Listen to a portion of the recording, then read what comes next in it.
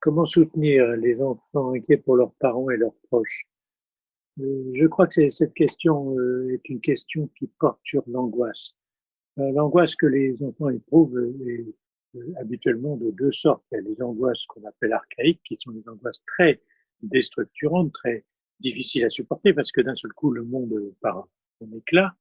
Et puis, il y a les angoisses névrotiques, c'est-à-dire les petites angoisses, je vais être en retard à mon rendez-vous, je vais être en retard parce que mon train a pris du retard, qui sont des angoisses, on pourrait dire, secondarisées. Alors, les enfants sont dans une période où ils sont encore un peu avec des angoisses archaïques et déjà un petit peu avec des angoisses secondarisées. Donc, ça dépend de leur âge, ça dépend de leur capacité cognitive, sublimatoire, etc. Et je crois que c'est très important de pouvoir se dire en tant que parent, il faut que je fournisse à mon enfant des éléments pour pouvoir traverser cette angoisse. Alors, quand c'est des angoisses archaïques, je crois qu'il ne faut pas y aller par quatre chemins. Les angoisses archaïques, l'enfant a besoin d'être contenu. Quand il est encore petit, relativement petit, eh ben, il a besoin d'être contenu au sens qu'il a besoin d'être consolé parce qu'il sort, il sent que son image de corps du corps est en train d'éclater. Donc, il ne faut pas hésiter à le prendre dans ses bras, à faire quelques pas de danse avec lui, à lui essayer de le faire rire un petit peu malgré la charge d'angoisse qu'il contient, c'est-à-dire d'essayer de l'entourer, de l'envelopper, de le rassurer dans une présence très proche de ses parents pour qu'il puisse sentir, grâce à cette chaleur, à cette entourance, à cette pression qu'on exerce sur lui, qu'on est là, qu'on est bien là, et que, en fait, quand il en a besoin, on peut l'entourer, l'envelopper. Mais on ne peut pas se contenter de ces rassurances, on pourrait dire, corporelles. Il faut aussi aider l'enfant, même si cette période est une période particulièrement angoissante, à grandir, c'est-à-dire à dépasser ses angoisses. Et il faut donc l'aider à pouvoir trouver des objets culturels, on pourrait dire au sens large, qui sont des objets sur lesquels on va s'appuyer pour en même temps traverser ensemble ces angoisses, les enfants et les parents. Alors je pense qu'il y a vraiment des outils formidables, c'est les contes.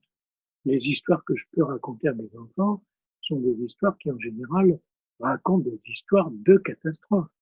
Quand le petit pousset ou quand petit ours brun, ou toutes les histoires que les enfants s'entendent raconter habituellement sont des histoires qui racontent des catastrophes dans lesquelles le conte est un principe organisateur pour aider l'enfant à sortir de la catastrophe.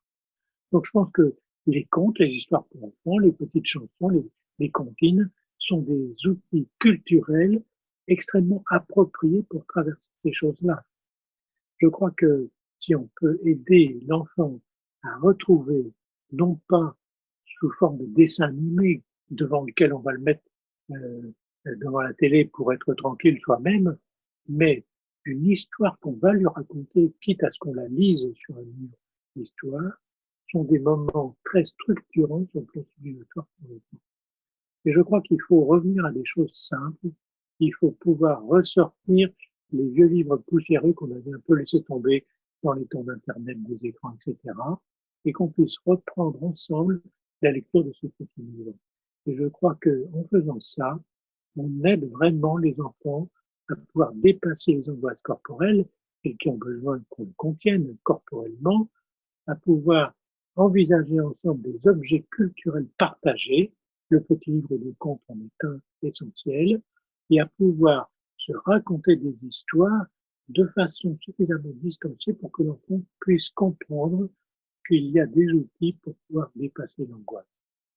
Et alors, pour les parents qui vont partir au travail parce qu'ils sont soignants et qui prennent des risques quelquefois très importants en faisant ce métier, je crois qu'il ne faut pas négliger la dimension de pouvoir téléphoner à son enfant quand on est au travail, même quelques instants, pour pouvoir lui faire part qu'on est toujours vivant, qu'on est toujours là avec notre voix et qu'on va bientôt rentrer. C'est quelque chose qui est très intéressant pour aider l'enfant à dépasser ses angoisses. Et une fois qu'on est rentré, alors on peut reparler ensemble de ces angoisses qu'on a traversées quand on était seuls l'un et l'autre et pouvoir se raconter des histoires sur ce qu'on a pu faire pour pouvoir le dépasser. Il me semble que ce sont des éléments qui vont vraiment aider les enfants et les parents à faire un pas dans le développement de l'enfant bien qu'on soit en temps de crise majeure. Et je crois que c'est des éléments d'invention, là encore, qu'on va pouvoir utiliser pour aider nos enfants à dépasser ces angoisses inévitables, mais dépassables.